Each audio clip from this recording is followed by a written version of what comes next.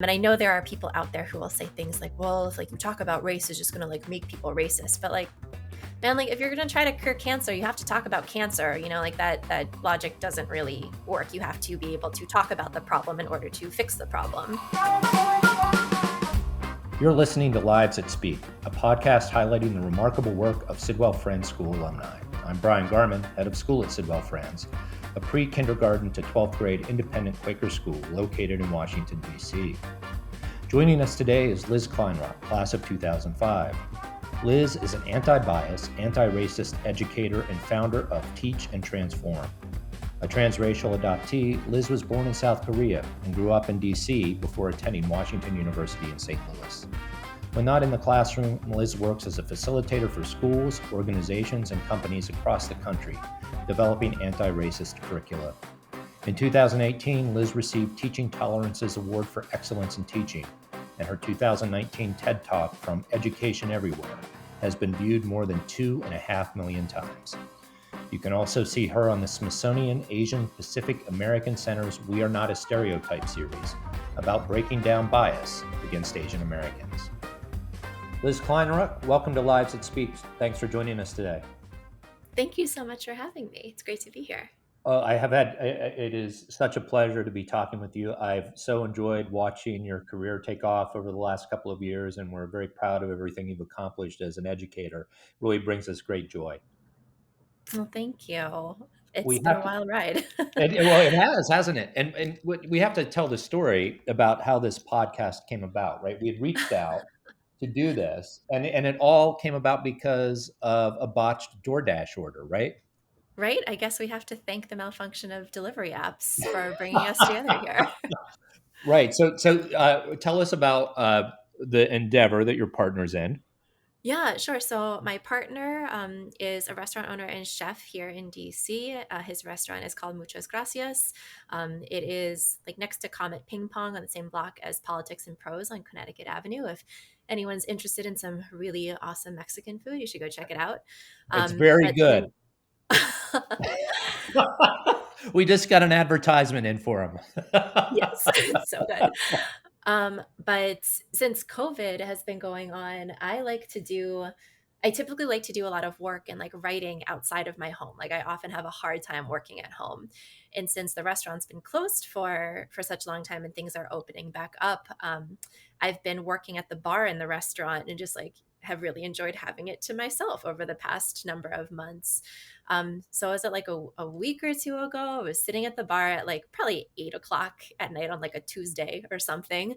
And I see somebody walk in and I'm like, from, the nose up, he looks pretty familiar, but I can't see half his face. So I'm not going to be weird and like stare. But then I hear this person say, pick up for Bryan. I was like, oh my gosh, it's Mr. Garman. And I feel like we had one of those like, is it you? It's pretty sure it's you, but like I'm not sure it's you. So like, do I say anything?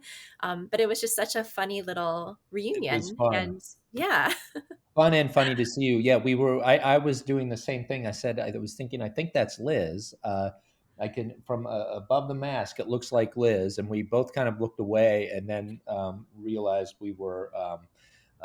that we knew each other. So anyway, it was great to be in there. Great to see you. And so good to have you with us today. Now, you were a lifer at Sidwell Friends, right? I was pre-kindergarten through 12. Yeah.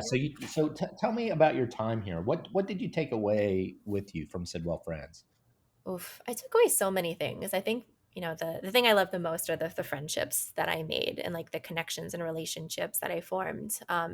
I am still super close to a lot of people from my graduating class. I actually have seen, I think, maybe 4 Sidwell people in the past month here in DC, and it's been really nice to be back in DC after have lived in California for such a long time and being able to like reconnect with folks who I grew up with.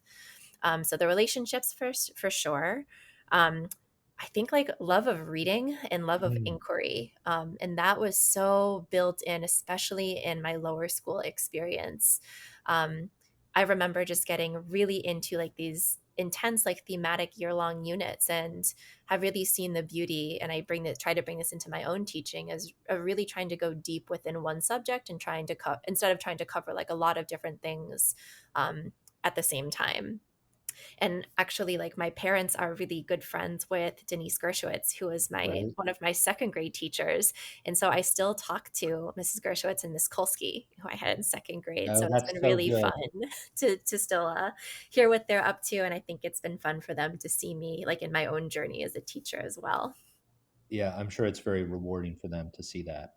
And we should give a shout out to your parents, who are terrific people. I Yeah, enjoyed they're working with pretty them. great. So yeah, they're pretty great people. Yeah, yeah. And so, so you after Sidwell Friends, you had to Wash U, right? Yep, I did undergrad at WashU. Was not even like in a million years that I think that I was going to become a teacher.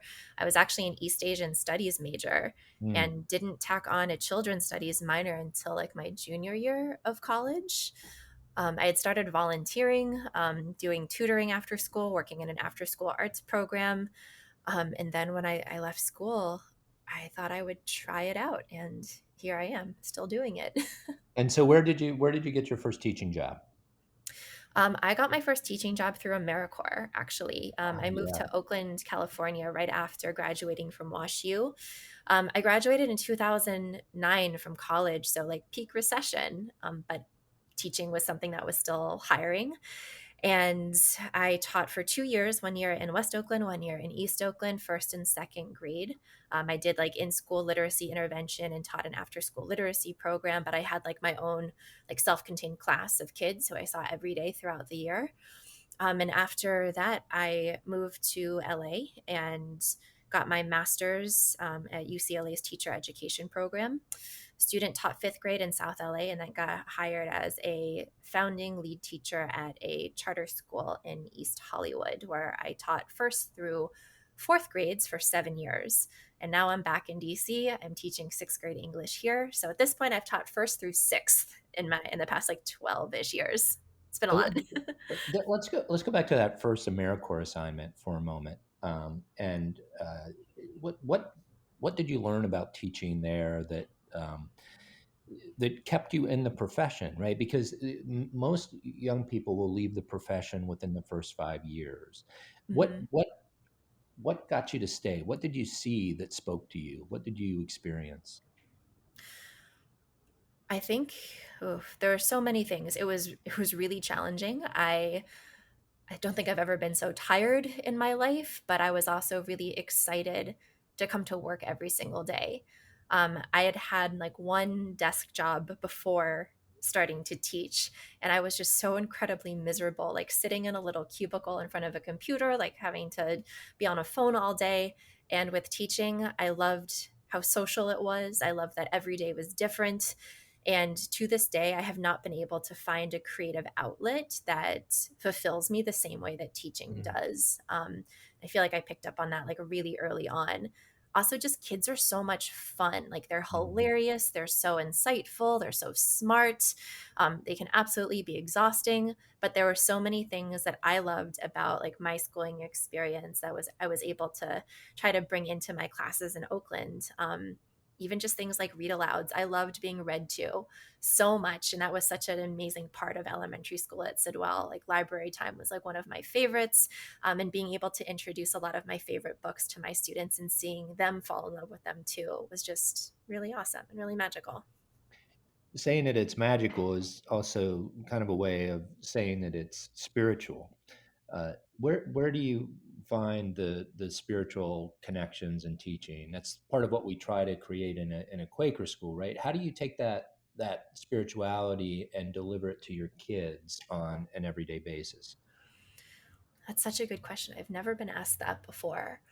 Um, I feel like so much of what connects us is really relationships and doing a lot of work around identity with students and showing them and telling them how much they mean to me, not just like in the classroom but outside the classroom, getting to know each other beyond like what reading level my students are at, or where did Hmm. they fall percentage wise when it comes to like mathematics data. Hmm. But getting to know them and getting to know their families and caregivers, having the opportunity to do things like in LA, I took groups of students rock climbing because that was something that I really loved to do. And I wanted to be able to interact with them outside of a school setting where, there weren't certain power dynamics, or I didn't have to be the person like telling them what to do and how to do it. Um, but I think also recognizing that success, I think, has been defined in such like a narrow way for me for a Hmm. very long time, and wanting to make sure that my students feel successful, like that they are viewed through an asset-based lens, like they're being valued and recognized and loved for what they bring to the table instead of what they can't do, which is how I think often, especially in public education, students so quickly get labeled. um, and so just really trying to center my kids and to humanize them as much as possible, but also for them to see me as a human person. Because I remember running into teachers at like the Safeway or Giant growing up and totally like freaking out because it's like, don't you live Right. at school? Like, don't you live like eat in the cafeteria? Like, It's so you sleep in true. the library? Like, what is happening? I know. They And think we're here all the time. They're amazed when they discover that we're human, right? it's so funny. Like, I remember when I was teaching second grade, I ran into one of my students in LA at Target, and he is very outgoing and very, very chatty. And he like hid behind his mom when he saw me. I Yeah. was like, oh, okay. This is what it feels like now. Thinking about this asset-based lens is really interesting because in some ways it sounds like a technical term for answering that of God in everyone. Does that resonate with you at all? Do you think about that in terms of trying to discover the goodness in each child? Absolutely. I mean, I think that's something really beautiful. Like, I am not Quaker. I went to a Quaker school for, my entire childhood. But this idea that there's a light in everybody, I think is something that we could all probably benefit from if we all thought about things in that way. I feel like I have just seen so many students in my life come to me having accumulated so much like internalized negativity and self doubt, even kids Mm, in like second and third grade, because they've heard so often from adults like reprimanding them for things or telling them they can't do something or they're doing something wrong. So part of my practice, like an anti-bias work, is flipping a lot of the descriptors that we use to identify students. Instead of things like English language learner, why don't we think about students as emerging bilinguals or emerging multilinguals, like viewing mhm, um, those languages as a gift instead of a detriment. Instead of the way that we often will label students with disability is as they are not able to do things or they can't access things the way that other people can. But it doesn't actually have to do with them. It's because they're living in a world that is upheld by ableism. So it's really the systems that have been created rather than like the child in front of us, that have created these barriers. it's clear that you get great passion, and you have great passion for, and you draw great energy from teaching. You, but it's when you are working so intensely with students to try to know them in the way that you are attempting to do, it requires great energy. What do you do uh, to replenish yourself? Well, one very like proactive strategy that I always tell incoming teachers, maybe this doesn't count as replenishing, but I think in terms of work-life balance and creating certain boundaries to protect like my energy and mental health, I always tell incoming teachers never sync your work email with your phone. So that is something that I have done for quite some time. Like, I'll use Google Voice and I'll give that number out to families, but I won't give out my cell phone number. And just like wanting to make sure that I have that separation as well, and being real clear on when I'm available, when I'm not available as well. Um, I try to get ahead of my self care as much as possible. Like, I'm all for, like massages and bath bombs and things like that. But I think it can be pretty challenging if all of your self-care strategies tend to be reactive to like sources Mhm. of stress in your life. So I have seen a therapist for quite some time. I highly recommend therapy. That is definitely something I do for self-care and balance and to like replenish myself. I'm also a huge proponent for teachers taking their sick leave or their personal days, and not feeling guilty about it and not feeling Yeah. like you are letting everyone down if you take a day because you just need a break, you need a breather for a second, and not feeling like you have to be a martyr. Like, you can be a good teacher if you are not making yourself, sick and miserable and stressed. And just also, I think, focusing on what's in my control and what's out of my control, and learning where it's most beneficial to put my energy. Yeah. That's great advice. I mean, especially during a pandemic, taking the personal days is very important when teachers have been under tremendous stress at this time. How have you navigated the pandemic, and any special uh, tricks that you've learned, any special self-care techniques that have been important to you at this time in particular that you didn't know? Let's see, I think one practical one is I've set app limits on my phone. So my phone cuts me off if I'm on social media, or if I'm just like messing around on my phone for more than 2 hours total during a day.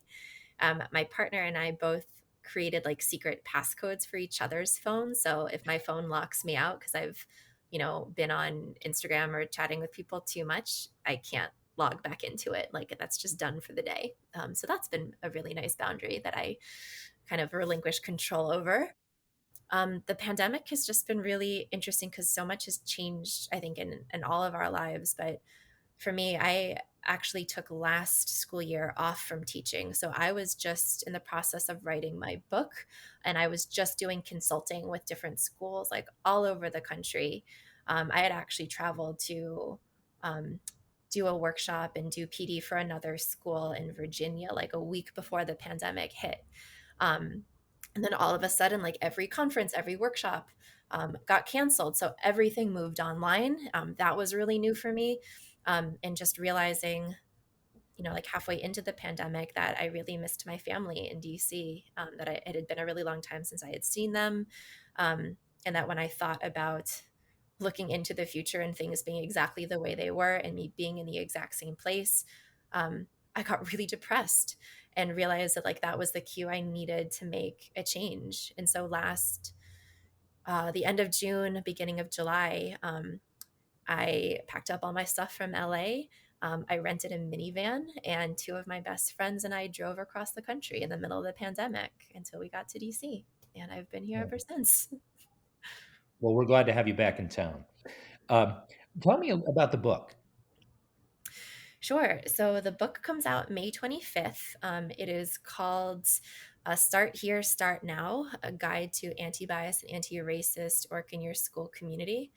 Gosh, my title is so long, I often have to look at it like while I tell people what it's called because I'm afraid I'm going to get it wrong. Has Um, a lot of words after the colon, right? yes, always. It's great. And who's publishing that, Liz?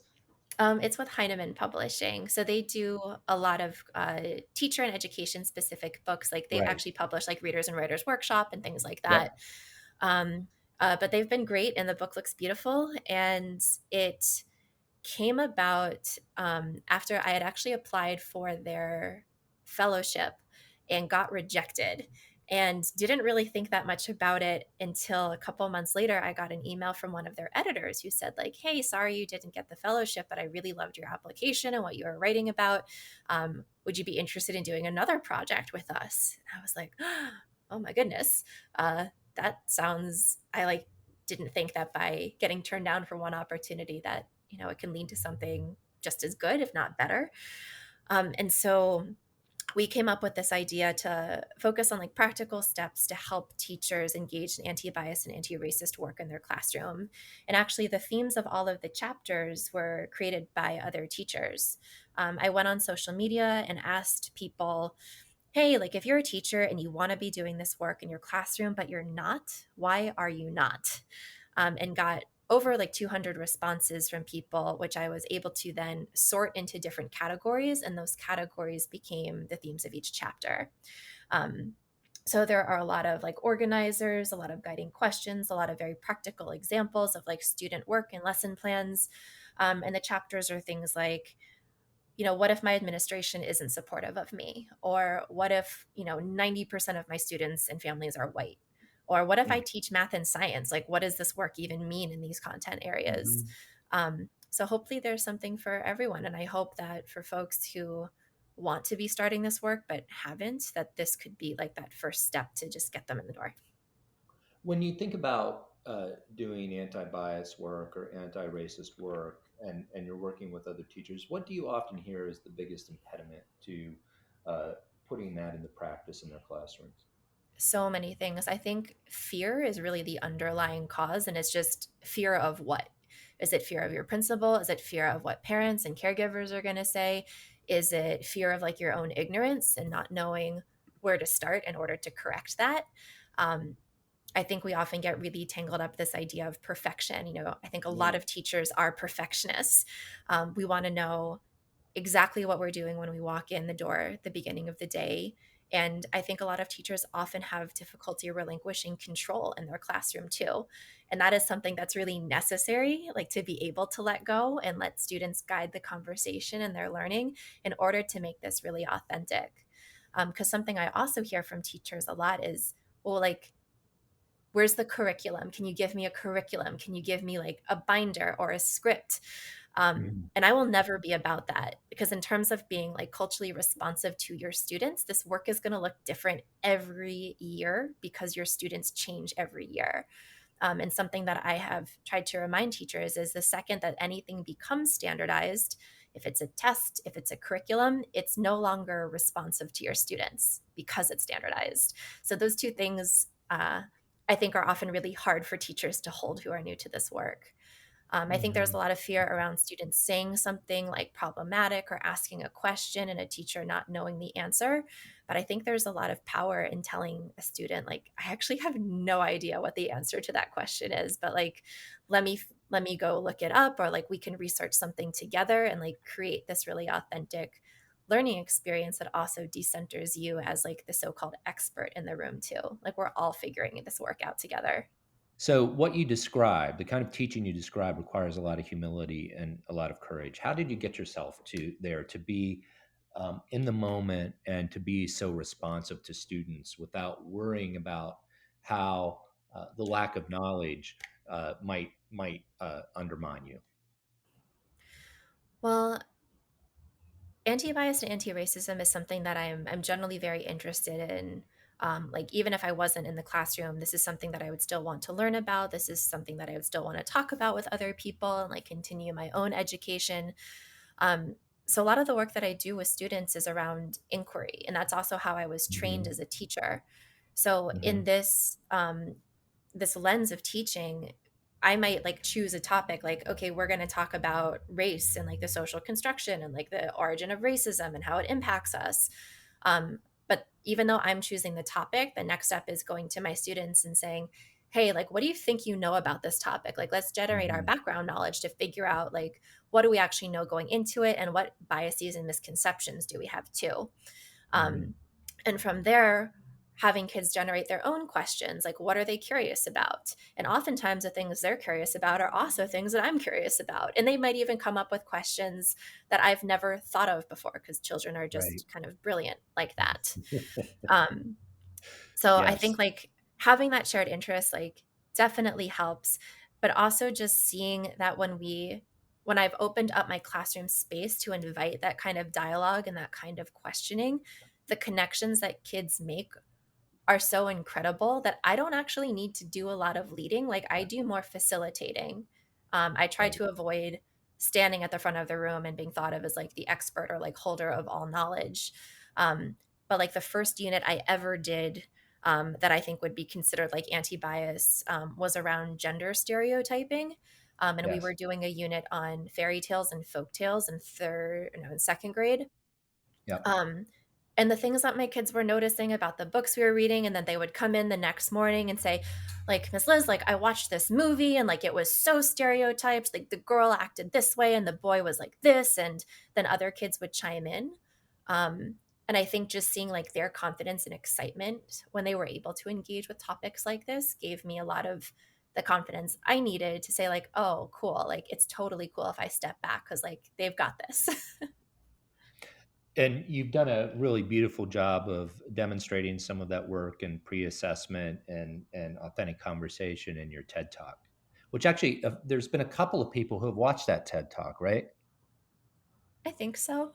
About 2.5 million people. My dad likes to joke that 2 million of those are my mother.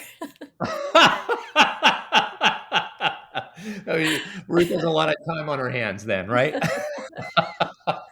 No, I mean, that's really extraordinary. And were you surprised by that?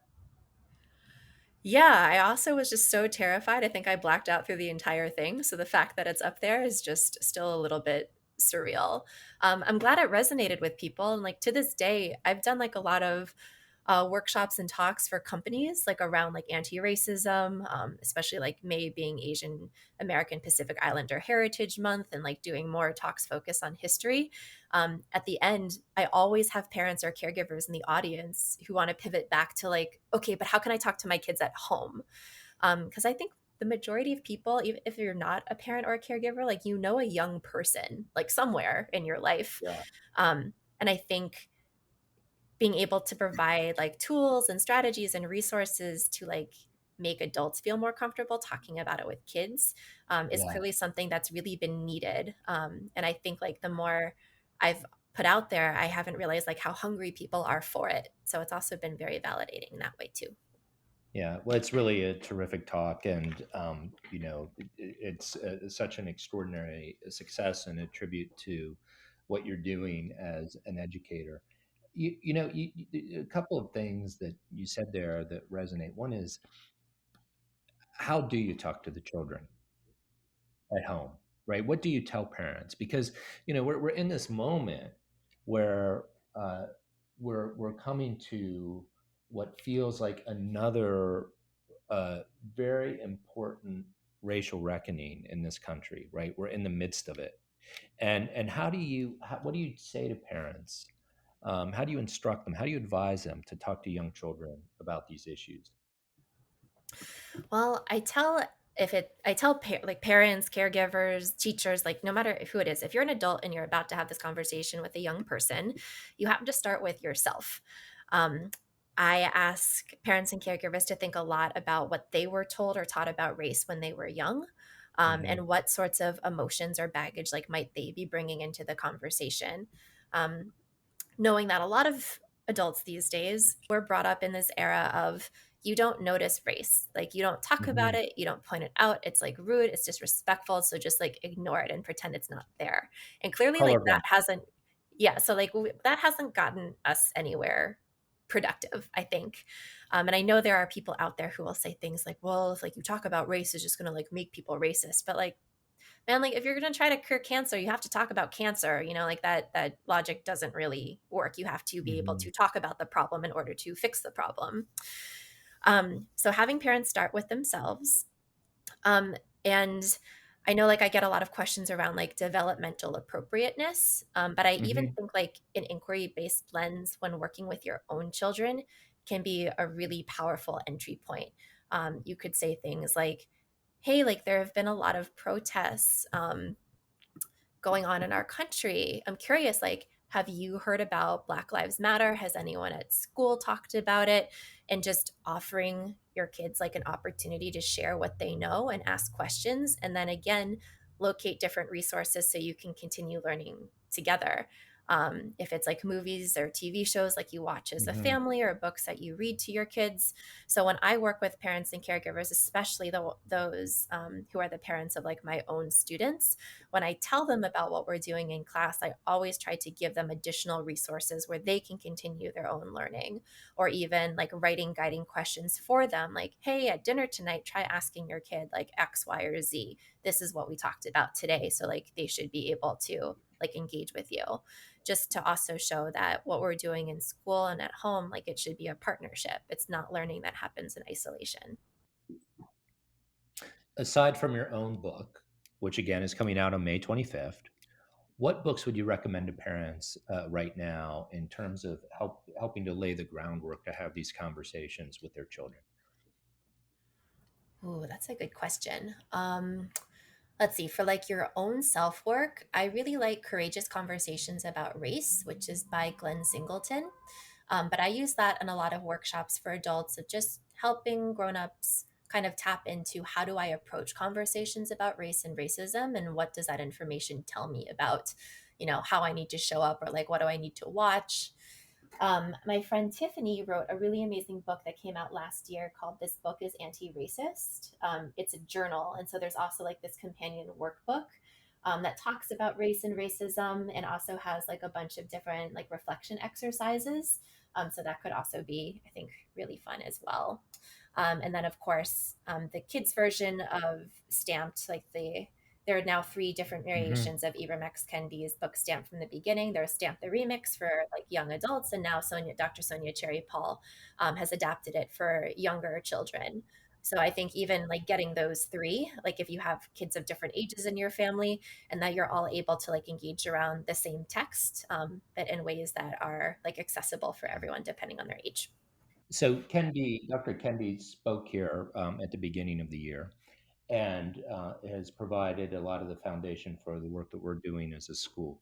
When you think about creating an anti-racist classroom, what does that mean to you? Can you give us a little bit of insight into how you approach that? So when I think about cultivating an anti-racist classroom, like what does that mean? I think first about making sure that my students are racially literate. Like, do they actually know what race is? Do they know the difference between race and ethnicity?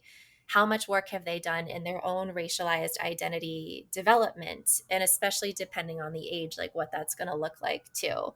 With young kids, it's can you talk about what you look like and what other people look like with like love and respect for each other? Like, can you talk about the reasons why people have different physical characteristics? And like one of the books that I love the most is called All the Colors We Are. And it just talks about why people have different skin color, like because of the amount of melanin in our skin and like the proximity our ancestors lived to the equator and like who our own biological parents are. So like breaking it down like in a scientific way first. I also want my students to know concepts that are socially constructed. So like race and gender and how those ideas have been created by people for specific purposes. And we've also seen how classifications change over time too. So that race isn't rooted in biology. Um, I think that it's really important to balance focusing on the ways that race has been weaponized in order to harm people, looking at like racist systems of oppression here in the United States and around the world, but also to balance out like what resilience has come out of having to deal with injustice and oppression too. So when I think of an anti-racist classroom, I don't think about a classroom that just talks about like Jim Crow and enslavement and like anti-Asian immigration laws and things like that. But that we have this balance of focusing on like joy and power and resilience as well, because both of those things are equally important. And so, as much as we're building background knowledge and understanding race as a socially constructed idea and learning about like history of race and racism, I think it's also really important not to just live in the intellectual space. That it's not enough to just learn about history and learn what different words mean, but the notion of being anti-racist is rooted in action. So it's once that you have this information, once you've developed this knowledge and understanding, what matters is what you go out into the world and do with it. So with my class, I've also talked about going from being an ally to being an accomplice or a co-conspirator, and what does it mean to not be a bystander? Like, what does it mean to align yourself with people who have been historically marginalized? And the way that you might think about your own privilege and what you're willing to give up in order to create more inclusive and equitable spaces for everybody. And I think that shift, like moving from the intellectual to the action focus, can often be the hardest. But I find that that's often where kids get the most excitement because they don't want to just, talk. They don't want to just read. They want to do. They want to act. And so I think that's also a part of anti-racism that often gets overlooked in classrooms, but is so important to center. And so there's so many opportunities to insert oneself into this work right now, right? I mean, it's such an important thing to do. We're at what could become, we hope would come, an inflection point on these issues, and you've been very outspoken on these matters. I noticed recently you participated in a conversation at the Smithsonian about the model minority stereotype. Tell us a little Yep. bit about that, if you would, Liz. About the model minority myth as a whole. Yeah, the whole model minority myth, and how there is an emerging consciousness that is coming from these very disturbing instances of anti Asian hate, and how we can start to engage those issues more proactively. Yeah, I mean, so I've done a lot of talks on this topic, especially in the past few like weeks and months. And something that I tell all audiences is, we have to accept that there's a lot of ignorance around Asian American history. Like, if you're a product of US education, like, I don't care what kind of school you went to, chances are that you did not really learn anything about Asian American history beyond like maybe talking about Chinese laborers like building the transcontinental railroad, and like maybe you learned about the internment of Japanese Americans during World War II, but like beyond that there isn't a whole lot there. um, we also have this stereotype, that's called the model minority myth, that seems like a good thing, but is actually incredibly harmful, like for so many different reasons. So what a lot of folks don't know is that there's like a really specific starting point, like an origin story to the model minority myth. It was actually coined in 1966 by William Peterson, who was a sociologist at UC Berkeley. And I've always found this to be very ironic because that's also UC Berkeley is also where the term Asian American was first coined by students during the Third World Liberation Front. And so the work of Peterson, this white sociologist, was popularized when he compared the so called success of Japanese Americans compared to African Americans in the United States. He actually got a big New York Times headline that was called Success Story Japanese American Style. And what it did was really just solidify this prevailing stereotype that Asians, and particularly East Asians, are industrious and they are rule abiding and they are quiet and they're hard workers. And when you take East Asian people as like this monolithic group and you just stick them next to Black folks in the United States, it was so easy to point to Asian Americans and say, look how successful they are. Black folks, like, why can't you just excel the way that Asians are? And so it's incredibly harmful because it drives this wedge between the Asian American and the Black community. It definitely perpetuates an enormous amount of anti Blackness. And I've also seen, like, firsthand as an Asian American person, how far too many Asian Americans have internalized this model minority myth themselves. So a lot of the work that I do within the Asian American community is being able to identify that and begin to also dismantle it through education and through interracial solidarity and community building. Um, it's also really detrimental because it views the Asian American community as this monolithic group when there are what, like, over 48 different countries within Asia. So the Asian American diaspora is enormous. And oftentimes, data when we're talking about different racialized groups is like almost never disaggregated. So it might look like Asians as a whole are performing better than other communities of color in the US, but when you break it down, the disparities are enormous.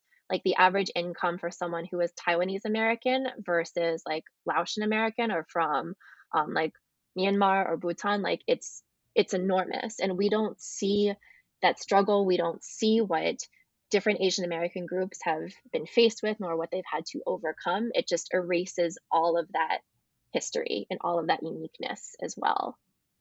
And ultimately, I think the model minority myth perpetuates this idea that there's only so much liberation or justice to go around. And like, this idea of Mhm. scarcity is such a Mhm. defining feature of white supremacist culture. And again, like, to pit communities of color against each other, to say, if one group seems to be succeeding, that means that everybody else is losing out, and that communities of color spend more time fighting amongst each other rather than coming together to try to dismantle white supremacy. So, how do you create the interracial coalition? I mean, that's one of the things that you're spending some of your time thinking about, right? There have been many divisions created historically in the United States. How do you begin to bridge those differences in our communities? Yeah, so one way that I try to do that is through education, because we don't often learn about the history of interracial solidarity in the United States. Like, that's just something that isn't really talked about very much. And we actually have a lot of really amazing examples of communities of color coming together. One example that I really love to highlight is Black soldiers in the Philippines during the Philippine War, when Black soldiers were experiencing, and let me rephrase that. The Black community is still facing intense segregation and racial discrimination in the United States. But Black soldiers during this time noticed that they actually had a lot more in common with the people in the Philippines under colonial rule. And many of them actually defected from the US military to go fight on the side of the Filipinos. Not many people know about that. Also, looking at Filipino and Latino farm workers coalitions like the Hmm. 1903 Oxnard strike, the Third World Liberation Front out of Berkeley, where you have Asian students, East Asian students, South Asian students, Latino, Chicano, Black, Indigenous students coming together saying we are not okay with the presence of Eurocentrism and white supremacy and colonization in our curriculum. Like, we want ethnic studies, like, we want to be represented in our own curriculum and see our histories and perspectives represented. Um, there's been an amazing amount of interracial solidarity during the Vietnam War. Like, most everybody knows Dr. Martin Luther King Jr.'s I Have a Dream speech, but very few people know about his speech that was given about the Vietnam War and how he spoke about Asian and Asian American communities, as well as the partnerships between activists like Malcolm X and Yuri Kochiyama. One of my other like favorite lesser known partnerships, this group of men in Seattle called the Gang of Four, which was made up of Bernie White Bear, Bob Santos, Roberto Maestras, and Larry Gossett from Asian, Latino, Indigenous, and Black communities. And they were such a pillar in Seattle of advocating for all of their communities and working together. And so, all of these examples that show that community of colors want the same things, that we have the same common enemy, and that when some of us excel, when we succeed, everybody does too. So, what can we learn from those movements in history? But also looking at the work that I try to do, that the work that I try to engage in with others, how can I also model this? Like, what does it mean to engage in anti-racist work, to be in partnership with other educators and activists who have very different identities than my own? And how can we build upon each other's strengths and perspectives in order to really try to help like enhance communities in order to focus on the different needs of communities, because there isn't one size fits all for this work. Every community is different. It's going to look different no matter who you are and where you are as well. And I think when we come together, we also cover so much more ground than just one person taking the lead. Where do you draw hope? Right, to do the kind of work you do, you got to believe that you can make a difference. And where do you find inspiration for hope? Oh, I'll be real. Sometimes it's really, really hard. And this doesn't sound really cheesy, but my students and like young people giving me a lot more hope than adults do these Yeah. days. Um, they're just really open minded, they're really eager. I often say that this work is as much unlearning as it is learning new information. And I guess because students are younger, like there's less unlearning that needs to Hmm. happen. Hmm. Um, but like if I'm going to have a conversation with students about, the importance of like respecting people's pronouns, it's never it like I've never had a conversation with a student where they're like, "Ugh, like why do I have to change the way that I talk? Like this seems so unnecessary. Like this is like overly like woke liberal nonsense." They just go, "Okay, like I'll use they them. Like that's fine. Like that's who that person is." It doesn't have to be like this fight. They just, I think, have a really inherent sense of justice. Like they want people to be safe and to feel comfortable and to be respected. And I think young people also have like a really intense sense of justice too. And they want Hmm. people to be treated fairly. Yeah, absolutely. One of the lessons that you develop that made an impact on a number of people, and you've shared it, is the lesson on consent. Can you tell us a little bit about that and how you went about developing it and implementing it? Sure. Honestly, it was a little spur of the moment. I maybe because I've been a teacher for quite some time and I do like improvising, but I know that doesn't make a lot of teachers very comfortable. This came out during Brett Kavanaugh's confirmation hearing, Hmm. listening to Dr. Christine Blasey Ford talk about her trauma and her experience, and just feeling a lot of rage and a lot of frustration, recognizing that there is nothing that can be done to change things that have happened in the past. But what can I do proactively to make sure this doesn't happen again? So none of the students in my class end up being in either of those positions. And I thought consent was a really easy place to start. And I think a lot of folks, like the pushback that I did receive, were people like automatically equating consent to talking about like sex and having sexual relationships. And I was teaching third grade at the time. But I didn't see it as that, and I still don't see it as that. I just see it as being able to set boundaries with other people and to have other people respect what those boundaries are. So I made an anchor chart with my students. We talked about what consent means, what it can look like, what it can sound like. And then we also got into some of like the more, I think what a lot of people would consider like nuance or gray area. Like, what if somebody says no, but they're like laughing and it looks like they're joking? Or what if someone says yes, but they kind of sound uncomfortable about it? Or what if you gave someone a hug yesterday and next week they say, oh, I don't want you to hug me? Um, so just like being able to give like really specific incidents and examples to students and to think about how we might respond to them. We also did some work around identifying people like in your safety network, like if somebody makes you feel uncomfortable in that way, who are adults or other people you feel safe with, who you know you could go talk to.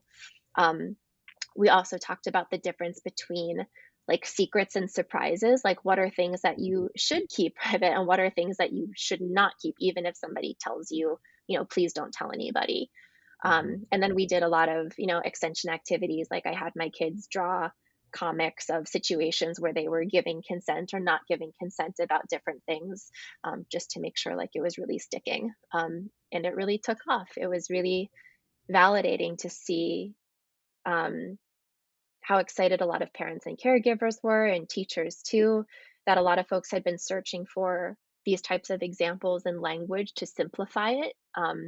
And that it also just doesn't have to be as hard and scary as we often make it to be. But I think that kind of applies to all of the work that I tend to do in classes. Yeah. If you had a piece of advice to give a teacher just starting out now, what would you advise? Oh, well, again, I would tell them definitely don't sync your work email to your phone and take your sick days and not feel bad about it. And I would also tell them that you do not have to reinvent the wheel and that you shouldn't either. Like, it's great to be able to build upon a lot of resources and work that other folks have done too. And so, like, creating your own material and your content is great, but there shouldn't be all of this pressure for teachers to constantly like reinvent things that are new. Like, I like to build upon content that I've done before, and I get really inspired by the work of other people. Um, but I'm also like very happy to draw on resources that already exist out there because teachers already have enough to do every single day. Teaching is like five jobs in one job. Hmm. And also, again, to like recognize on what you can control versus what you can't control. And from like a very practical aspect, like I would recommend if you're starting the school year, not to do anything academic for like the first week of school. Like, just focus on getting to know your students, make sure that they are able to get to know you too. One practice of mine is within the first 2 days of the school year, I will email or call every family in my class and say something positive about their child because I have a lot of power of how I can shape the relationships I have with the families and caregivers in my class. And I think that piece has been instrumental in how I've been able to develop a lot of trust and respect with families so they trust me in leading these conversations with their kids in the classroom when they're not there. It's all about relationships in the end, isn't it? Everything is. I wish we would remember that. Yeah. Yeah, that's so important. Last question for you, Liz. With with vaccines being effective and it looks like the United States might be heading out of the pandemic. At least there's some positive news, and we start to think about getting back to normal, whatever normal is. What should not go back to normal when we return to our classrooms in the fall? There are so many things should not go back to normal. I feel like I've been grappling with a lot of frustration that at the beginning of the pandemic, folks were talking about this being an opportunity to reimagine and reinvent school. But I think very predictably, like as we're all undergoing like collective trauma, when that happens, we tend to revert back to what is familiar and comfortable to us. And we're often trying to just fit things that we know of that we're familiar with into a setting that really doesn't work anymore. So I think as things begin to shift back to the way they were before the pandemic, I think the number one thing I would love for people to still hold on to is this idea of giving each other a lot of grace and compassion. I think there was a lot of understanding this past year that we're all going through a lot. And that just a lot of grace was given if people said, I don't think I can make it to this. I'm just feeling like really down and like really overwhelmed. Um, like something that I've worked on a lot with students is focusing on mental health, like really prioritizing mental health, not just talking about it, but like walking the walk as much as I talk the talk. Like introducing the counselor like to my students so they know who the counselor is at school. Making sure I'm like connecting students and families with different resources, and just allowing people like the space to breathe. Um, I think we also realized at the beginning of the pandemic how much we live in this, very capitalism fueled grind culture where we think that if we're not constantly producing something every minute of the day, then like, who are we and like, what are we worth? But we're so much more than that.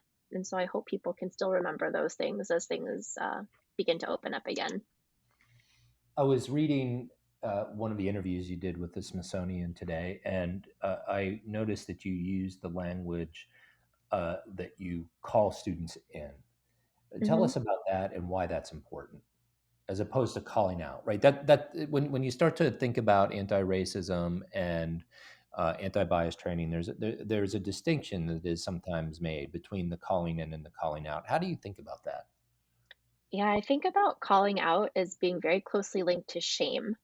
Like you want to have this like gotcha moment. And from my perspective and experience, nothing productive usually tends to come from places of shame, especially for young kids. Um, in the TED Talk, I open with this really uncomfortable story of a time when Mhm. a student said something like kind of racist and like really problematic in front of everyone in my class, and recognizing in that moment like how I responded to her was going to have like a super deep long lasting impact on how she would be able to engage around race and racism moving forward. Like if I yelled at her, what message would she be getting? Like, oh, this is bad, don't talk about this ever. If I ignored it, like, oh, okay, so like comments like this are just fine and I'll just go around saying things like this for goodness knows how long. But wanting to use it as a teachable moment, not just for her, but also for the other kids in class who had all started to yell at her too. um, I think about calling in is creating these moments to connect and to educate, sometimes to like redirect, or even question or push back on things that students have said that are really biased or problematic, but not coming from a place of how dare you? How could you say that? That's so awful. But rather, like, I'm really curious about what you just said. Like, can you say more about that? Or, I'm wondering if you've heard somebody else, like in our classroom or like outside of school, say that before. Or, I know you said that word as a joke, but there's actually like a lot of really negative history and meaning behind it. And maybe you just didn't know about it. So, like, why don't we have a conversation um, in a way to show that you care. Like my therapist always talks about the importance of connection before correction. And that if you don't have that initial connection, whatever you say next is pretty much always going to be lost on the person. It doesn't matter if it's a kid or an adult. And I think you also see this the way that like people interact with each other when it comes to talking about race or politics on social media. Like you don't have a connection with like 99% of people on the internet. So when someone yells at you online or you yell at someone online, they're not going to care what you have to say because you have no connection, you have no relationship with them. Um, so again, like coming back to the importance of relationships and thinking about how you can center that care, in order to call someone in to create this teachable moment where they're able to learn something and you're still able to maintain that connection. Thanks for being with us today, Liz. I've learned so much. It's been a pleasure. Thank you so much for having me. It's great to be back in town. Hope to see you soon. Yeah, me too.